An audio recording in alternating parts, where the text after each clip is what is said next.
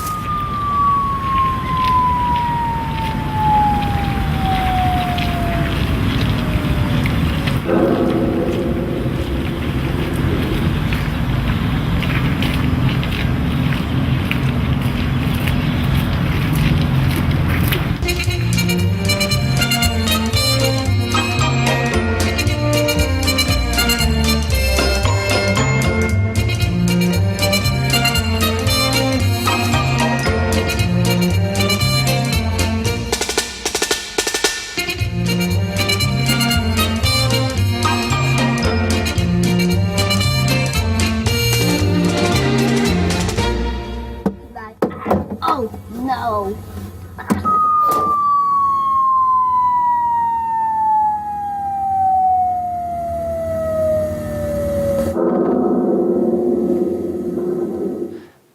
Now, it's interesting that VW did that, right? Because it's really got nothing to do with them, but they've come up with a whole bunch of different things that work around this fun theory. And you might have seen one where people are walking up some steps and it's actually changing colours and playing music. Have people seen the one with the speeding camera lottery? Put your hands up if you've seen that one. I should show that one then. I've got that one if people want to come and have a look at that one later on. But the interesting thing was that somebody came up with the concept of putting up a speed camera that not only takes a picture of the people that are speeding, but also takes a picture of the people that aren't speeding. So the people that are speeding get a fine, and that fine goes into a bucket, and the people that aren't speeding get to go into the lottery. So if you win the lottery, you get the money that people paid when they were speeding. And they had some stats, or I can't remember the actual details, but they had these stats showing just how many, the difference it made. And I think it was something like 27 kilometres an hour compared to like 32 or something like that, the difference in speed. And the speed limit was like 30, so it made quite a bit of a difference. And the whole idea is to make things fun. And again, it's something that we're all starting to think about now about, how do we make these things fun? And so the intriguing concepts come from things like schools, where at the moment we have, somebody takes an exam and you get marks for that, and the marks are sort of what people focus on at any particular point. But somebody pointed out, what if you had status?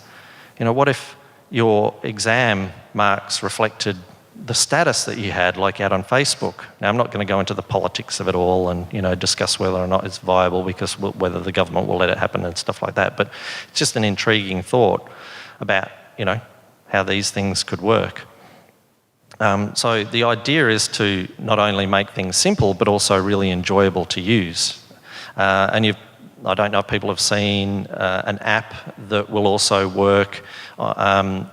You basically have a to-do list, and the more things that you do, the higher you go up in status. And so it's like a simple to-do list, except you get to play a game while you're doing it.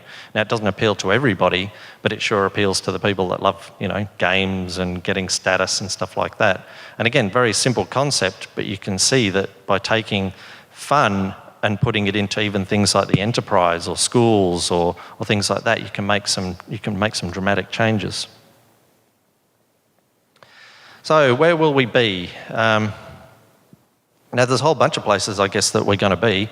And I guess to summarise a whole bunch of the things that I've just talked about, it comes down to making things so very simple and personalised and based on location and, really intriguing. And so I'll show you a video that's done by some people in the UK that gives you an idea of some of the things that they think, will make these things more intriguing in the future.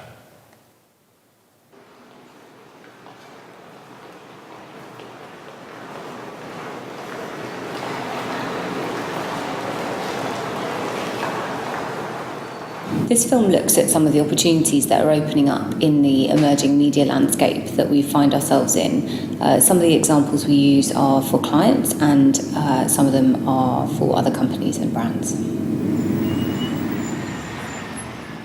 We're exploring, what happens when you mix services and product and connectivity into sort of fairly familiar domestic products and devices.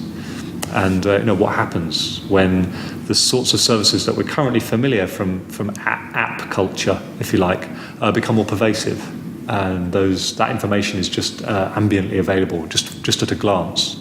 What happens to screens when you're not using them? Just as we expect the clock to show the time all the time.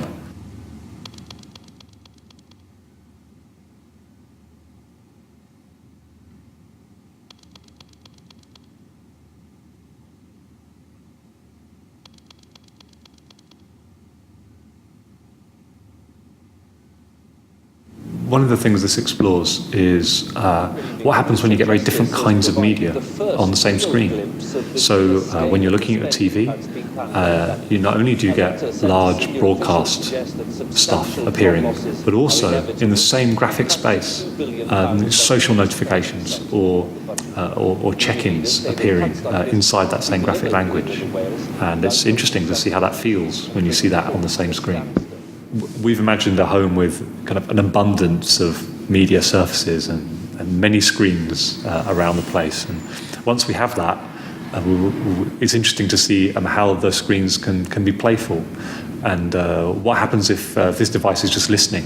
What was once meant in the animal kingdom on a particular species to be a nose can end up as an antenna, a tongue, eyes, a pair of lips, or a blank space once evolution and the permutation of new DNA and new conditions has got to work. If the foulness of the kennel club mentality was operated in nature, just imagine. It's interesting to look at how bits of software can be playful on the edges of our lives without necessarily requiring kind of direct and constant input. Last week I had to work, we just happened to leave it. I want to see how, when we treat the receipt as a media surface, that print can then be quick, and we can publish services or customized material to that surface that's very timely and pertinent. We wanted to make an exploration which had some spectacle and some scale to it, to think about how computer vision and displays in public could work, but that don't necessarily force your engagement or demand your interaction.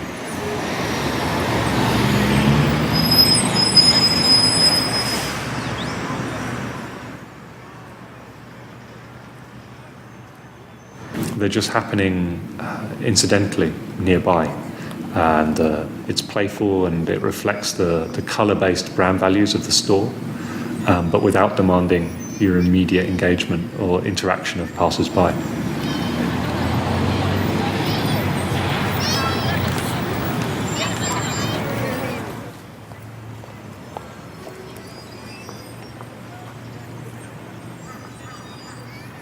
So I love that last bit where they grab the colour and then let it go into a stream of other colours. If I'd have shown that video, I reckon a couple of years ago, everybody would have been like, yeah, right, that's a bit far off. But I think people now with mobile apps are starting to realise that these type of things aren't too far away. And there's even a Corning video, Corning, the people that do glass, they've got a really good video out recently that shows all these different glass types that they've got that do all of this stuff. So, a big glass display that you can touch, and, a desk that does certain things when you put, say, a mobile phone on it and it takes an image, and a fridge that has not just pictures but actual videos of kids on it. So these things aren't too far away. But I guess, to summarise, a lot of what I've talked about is aiming at making things just more usable. Things that people find seamless and easy to use, and pick things up and just start using them instead of having to worry about how they might interact with you or which button to turn it on or that type of thing. So making things just, I guess, more human. So they're sort of the trends, and I guess that's what we're seeing. Now, I was also asked to provide some useful things for people to take away to sort of do some research, and I haven't put them down, but I guess this guy sort of sums up some interesting thoughts.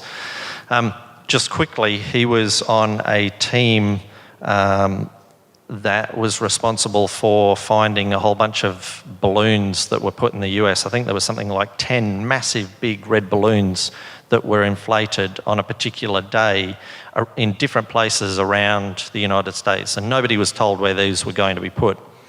And they put together a team of people by doing, I guess, sort of the social media thing and giving each person a cut, and depending on, whether or not you recruited other people, you actually got a different cut as well.